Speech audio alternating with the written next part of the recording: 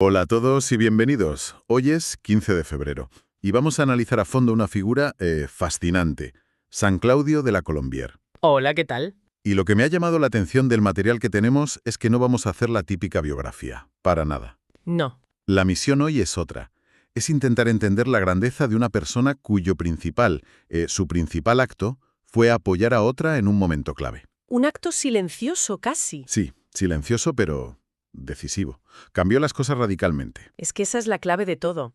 Y la paradoja, como apuntan muy bien estas notas, empieza, fíjate, en su propio nombre. En el nombre. Sí, Claudio. Viene del latín Claudius, significa cojo, el que cojea, alguien con una limitación. Ostras, no lo sabía. Y eso nos lanza directos a la pregunta que va a estar flotando todo el rato, ¿no?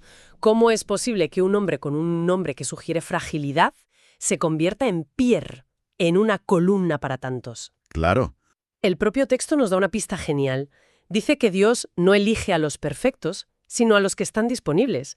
Y Claudio, bueno, por lo visto estaba muy disponible. Me encanta esa idea. O sea, no es no tener debilidades, sino qué haces con ellas. ¿Exacto? Vale, pues vamos a desgranar esto. Situamos un poco al personaje.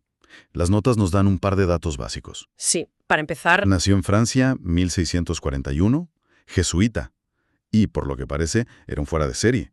Lo describen como un predicador brillante, una mente privilegiada, y sobre todo, un hombre de oración. Una vida interior muy, muy profunda. el perfil típico de alguien que dices, este va a llegar lejos, ¿no? Totalmente. Era el golden boy de su promoción, si quieres. Todo apuntaba a una carrera académica, eclesiástica, de primer nivel. Lo lógico habría sido verlo en una universidad o predicando en la corte. O escribiendo tratados de teología, claro. Tenía el coco y el carisma para todo eso. Y sin embargo, el texto subraya un momento clave. El traslado. Un traslado. Un cambio de destino que, a primera vista, parecía un paso lateral o incluso un paso atrás, pero que lo cambió absolutamente todo. Y aquí es donde la historia se pone realmente interesante. Aquí empieza lo bueno, sí. Este traslado le lleva a un pueblecito, un monasterio llamado Paray-le-Monial. Ujú. Y al llegar, su misión no es nada grandilocuente. Se topa de bruces con una situación humana y espiritual de lo más delicada. Muchísimo. Allí conoce a una monja, Margarita María de Alacoque. Y esta mujer, que la describen como muy humilde, muy sencilla, Sí. afirmaba que tenía revelaciones, visiones del corazón de Jesús. Exacto. Y aquí hay que entender el contexto, el ambiente. Hoy esa devoción es súper conocida, pero en aquel momento, Era algo nuevo. nuevo y para muchos muy sospechoso. La reacción general, y las notas insisten mucho en esto, no era de curiosidad, ¿eh? Era de una desconfianza tremenda. Incluso dentro de su convento. Dentro y fuera, la miraban con recelo. Los teólogos de la zona, escépticos. La opinión general era que o era una ilusa, que se lo estaba imaginando todo, O una farsante. o, en el peor de los casos, una farsante. Nadie daba un duro por ella, vamos. O sea que el ambiente estaba caldeadito. Y en medio de todo ese lío, llega Claudio. Ahí está. Me imagino la presión. Él es el jesuita listo, el hombre formado que viene de fuera. Todos esperarían que él pusiera orden, ¿no? Que desenmascarara el supuesto engaño. Exactamente. Lo que es fascinante aquí es el contexto del riesgo que él asume. Es que apoyar a Margarita María no era una decisión neutral. No, claro, para nada. Era jugarse el cuello profesionalmente hablando. El texto es muy claro. Ponía en juego toda su reputación. Toda. Podía pasar de ser un director espiritual equilibrado y profundo a ser visto como un crédulo.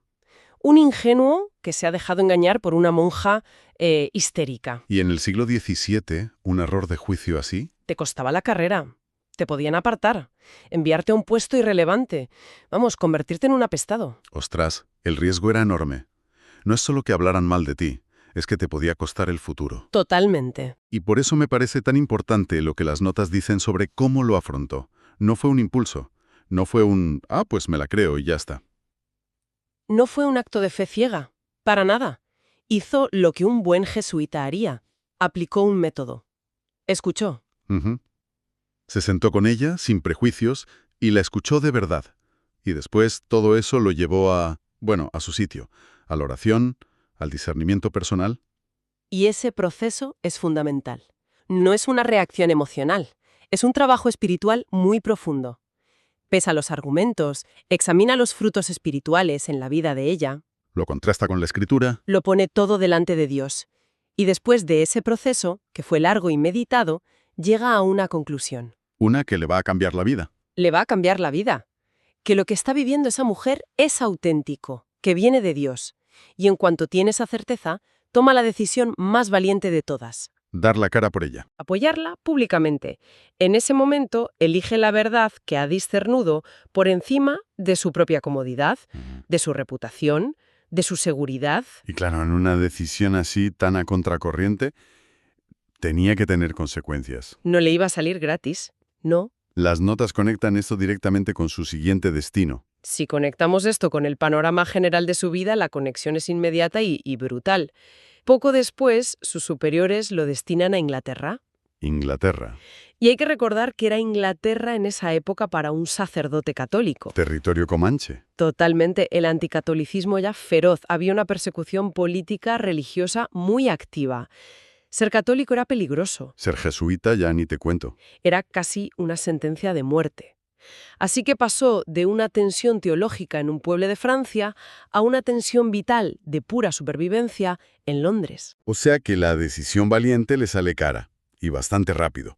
Pasa a vivir bajo sospecha, vigilado, en peligro constante. Ujú. Y las notas apuntan que todo ese estrés, sumado al clima inglés, Pasó factura. hizo mella en su salud, que ya de por sí era delicada. Muchísima mella.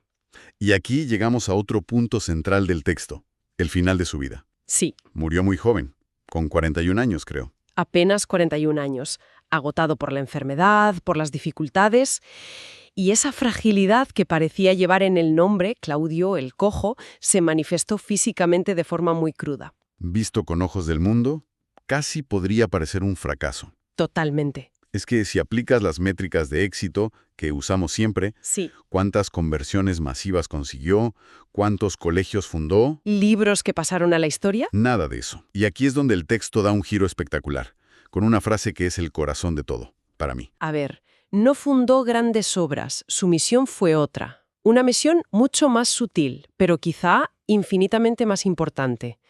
Sostuvo una revelación que cambiaría la espiritualidad de la Iglesia. Es una idea potentísima. No fue el protagonista, no fue la estrella, Fue el soporte. fue el soporte. Piénsalo como en la música. Tienes al cantante bajo los focos, pero detrás hay un productor genial, que es quien ha hecho posible que esa canción exista. Qué buena analogía. Claudio fue el productor espiritual de Margarita María. Sin él, es muy probable que ese mensaje se hubiera perdido o aplastado por la desconfianza. Claro. Su santidad, según el texto, se resume en varios puntos. 1. Acompañar es una forma de santidad tan válida o más que liderar. 2.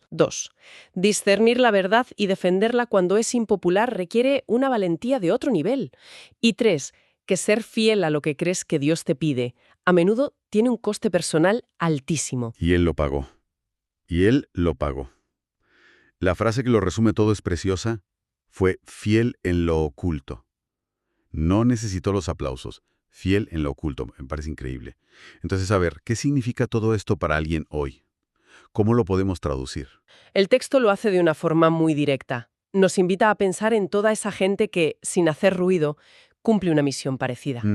Esas personas que sostienen la fe de otros cuando flaquean, que escuchan en silencio los problemas de un amigo durante meses, que apoyan un proyecto de otra persona sin buscar mérito. Los que no salen en la foto del éxito, pero sin los cuales la foto no existiría. Me hace pensar en tantos ámbitos. En una familia, el que cuida de los mayores sin que nadie se lo reconozca. O en una empresa, el que apoya la idea arriesgada de un compañero. Totalmente. El texto dice que hay misiones que consisten en confirmar al otro, no en tener tú la idea, sino en ser el que llega al lado y le dice, eso que sientes es real. No estás loco, tira para adelante, que yo te cubro las espaldas. Y esto plantea una pregunta importante y muy incómoda para nuestra cultura, ¿eh? Sí. Vivimos en la era de la marca personal, del branding, de contar tus logros en redes, de ser el líder, el influencer. El centro de tu propia narrativa. El impacto tiene que ser visible, medible. Y de repente, esta historia nos presenta un modelo radicalmente opuesto de éxito. Un modelo basado no en ser el protagonista, sino el soporte. sino en ser el soporte indispensable para que la historia de otro pueda florecer. Es un desafío directo a nuestro ego. Un desafío total. Y con todo esto, volvemos al principio. A su nombre, Claudio. El frágil, el cojo. Después de ver toda esta fortaleza interior, ¿cómo resuelve el texto esta contradicción? Pues la conclusión que nos ofrecen las notas es, para mí, lo más potente. No dice que su fragilidad fuera una ilusión o algo que tuviera que superar. No. Al contrario, la abraza y le da un nuevo significado. Dice que la fragilidad, cuando la aceptas y la pones al servicio de algo más grande, se convierte en un lugar de gracia. Un lugar de gracia. No es una debilidad, es una apertura. Es la grieta por la que puede entrar una fuerza que no es la tuya. Su mala salud, su falta de éxitos, visto así, no son fracasos. Son. El hueco. Son precisamente el hueco que permitió que su misión, única y esencial, se pudiera cumplir. Su cojera no le impidió caminar. Le convirtió en el bastón perfecto para que otra persona pudiera correr. Qué imagen más potente. Su cojera le convirtió en el bastón perfecto. Para ir terminando, las notas se cierran con una pequeña joya, una especie de lema. Un memorandum itineris, lo llaman. Sí, es el broche de oro, una frase en latín que lo condensa todo. Fidelitas in parvis, opus Dei sustentat. ¿Qué significa? La fidelidad en lo pequeño sostiene la obra de Dios. Y si lo piensas, es la biografía de Claudio en 7 palabras. Es verdad, su gran gesta no fue una, sino miles de pequeñas gestas. La fidelidad de escuchar, la fidelidad de rezar para entender, la de mantener su apoyo a pesar del miedo, la de aguantar en el exilio. Cada uno de esos pequeños sí, Cada uno de esos pequeños sí en lo oculto, en lo parvis, fue lo que acabó sosteniendo una obra de Dios inmensa. es una reflexión final que te deja pensando, desde luego. Porque, aunque hablemos de un santo jesuita del siglo XVII, el mensaje es universal. Totalmente. Habla del coraje para defender una verdad incómoda, del poder increíble del acompañamiento silencioso, y sobre todo nos lanza esta idea tan revolucionaria de que la fuerza más verdadera no está en ser invulnerable, sino en saber qué hacer con tu propia vulnerabilidad. Y quizá ese es el pensamiento final. El texto insiste en que hay misiones que consisten en confirmar al otro. En un mundo que nos grita que creemos nuestra propia marca, que seamos protagonistas. Que busquemos el aplauso. ¿Cómo sería pararse un momento y elegir conscientemente un papel de apoyo? ¿Qué persona o qué causa a nuestro alrededor, en nuestra familia, en el trabajo, está esperando no a un líder, sino un Claudio de la Colombier que se ponga a su lado y le susurre: no estás solo, lo que ves es real, yo te apoyo?